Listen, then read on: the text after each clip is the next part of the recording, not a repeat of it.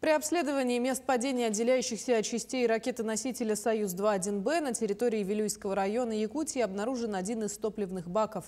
Напомним, ракета-носителя «Союз-2-1Б» стартовала с космодрома «Восточный» 23 октября. За 2 дня в ходе вертолетного облета обследовано более 1000 километров. В послепусковых работах принимают участие специалисты Роскосмоса, Центра эксплуатации объектов наземной космической инфраструктуры, Службы спасения, Министерства экологии Якутии и администрации Вилюйского района. Поисковые работы продолжаются.